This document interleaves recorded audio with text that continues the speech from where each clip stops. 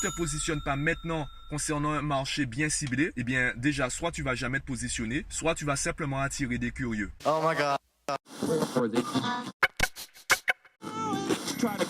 Viens, je t'explique.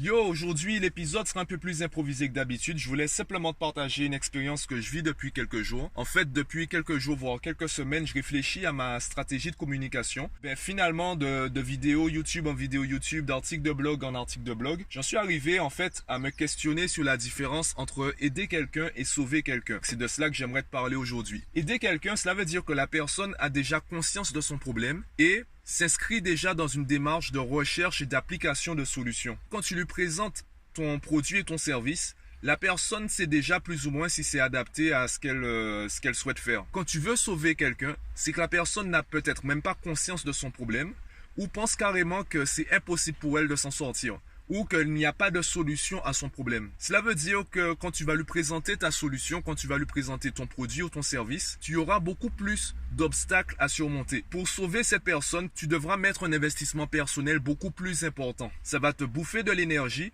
et les résultats ne seront pas forcément au rendez-vous. Parce que la personne, ça se trouve, elle n'a même pas conscience de son problème ou elle n'est pas vraiment si motivée que ça à chercher la solution. Alors que quand tu es dans une démarche d'aide, la personne, vu qu'elle est déjà inscrite dans une démarche de solution, ce sera peut-être entre guillemets plus facile. Et en fait, en termes de marketing, ça revient à se poser la question, est-ce que j'adopte un discours général ou est-ce que je m'inscris dans un marché de niche? Un marché de niche, on va dire c'est un marché qui correspond vraiment à une petite tranche de la population, à une tranche bien ciblée, bien précise de la population. Pour cela, je vais te prendre un exemple très simple. Parlons du bonheur. Imaginons que mon travail, c'est de rendre les gens heureux. Eh bien, même personnellement, mes croyances et mes définitions ont évolué. Avant, je pensais que le bonheur, c'était la réussite. Et pour moi, la réussite, c'était toucher 2000, 2500 euros net par mois, vivre en Guadeloupe, avoir le soleil toute l'année, avoir assez d'argent et d'essence pour aller à la plage tous les week-ends. Pour moi, c'était ça la réussite. Et donc, tant que je n'avais pas ça, je pouvais pas dire que j'étais vraiment heureux. En grandissant,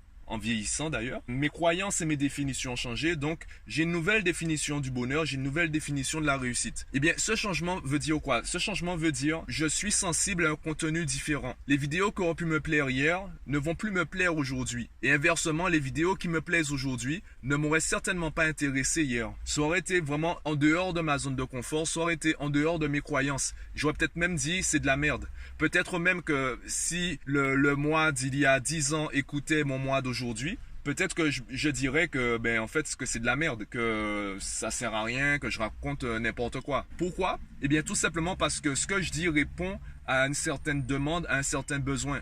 Donc en fonction de tes croyances, en fonction de tes besoins, tu vas être sensible à des choses différentes. En fonction de là où tu te situes dans ta vie, dans ton épanouissement professionnel ou personnel, tu vas être sensible à des produits et des services différents. De la même façon, si toi tu veux te positionner sur un marché, c'est beaucoup moins rentable d'avoir un discours général car tu vas attirer des personnes qui ne sont pas sensibles à ton contenu. Tu vas attirer par ton contenu des personnes qui sont simplement curieuses, des personnes qui vont être attirées par curiosité, qui vont regarder ce que tu fais et qui vont s'en aller. Ce ne sont pas les personnes que tu recherches, ce ne sont pas les personnes qui veulent vraiment être aidées. Ce sont des personnes que tu devrais sauver, entre guillemets, pour qu'elles puissent vraiment changer, peut-être être heureuses. De la même façon, moi, je réfléchis en fait à ma communication.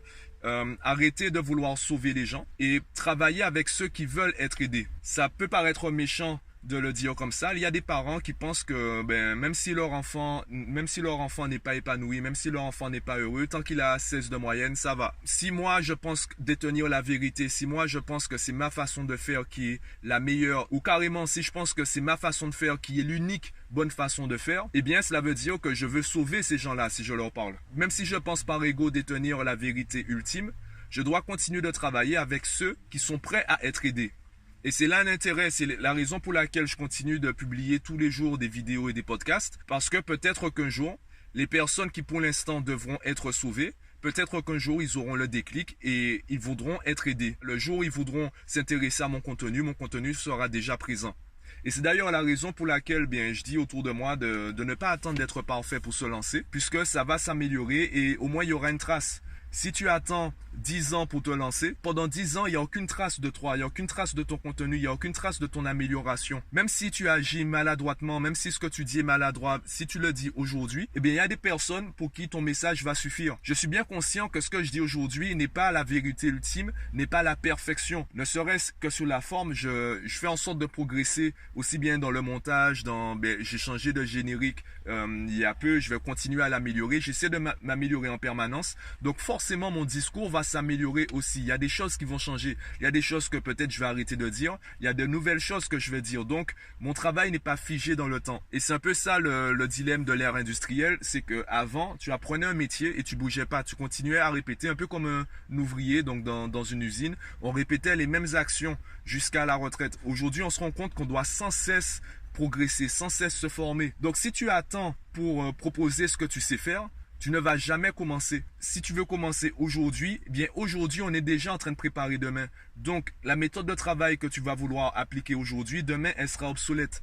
Donc, il vaut mieux que tu commences aujourd'hui et que tu t'améliores. Les personnes qui sont vraiment prêtes à travailler, les personnes qui sont vraiment prêtes à être aidées, elles vont peut-être trouver ton premier contenu maladroit. Si elles sont assez ouvertes d'esprit, elles vont continuer à chercher. Peut-être que pendant un an, elles vont dire que tu dis de la merde. Et un jour, elles vont réécouter la vidéo, elles vont réécouter ton podcast. Et elles diront, en fait, c'est moi qui n'étais pas prêt à écouter ça. En fait, je pensais pas que c'était comme ça. De la même façon, je vois des chaînes YouTube, je me dis, on dirait que cette personne-là me prend de haut. D'ailleurs, ça m'est arrivé récemment, je suis retombé sur une chaîne YouTube que j'avais délaissée pendant des mois. Et je me rends compte que j'apprécie le contenu. Simplement, la personne a changé sa façon de faire. Et j'ignore à quel moment elle a changé. Puisque pendant des mois, j'ai complètement ignoré. Je m'étais même désabonné de sa chaîne. Et là, je me rends compte que son contenu est vraiment pertinent. D'ailleurs, elle fait partie des personnes qui m'ont fait réfléchir à ma stratégie de communication. Alors qu'à la base, c'est une chaîne YouTube que j'avais complètement ignorée car je n'appréciais pas l'approche de la personne. Donc, tu vois que c'est assez variable. Si tu te positionnes pas maintenant concernant un marché bien ciblé, eh bien déjà, soit tu vas jamais te positionner, soit tu vas simplement attirer des curieux. Donc voilà un peu où j'en suis aujourd'hui. Je voulais juste partager mon expérience. Dis-moi ce que tu en penses en commentaire, pense à t'abonner et moi je te dis à bientôt.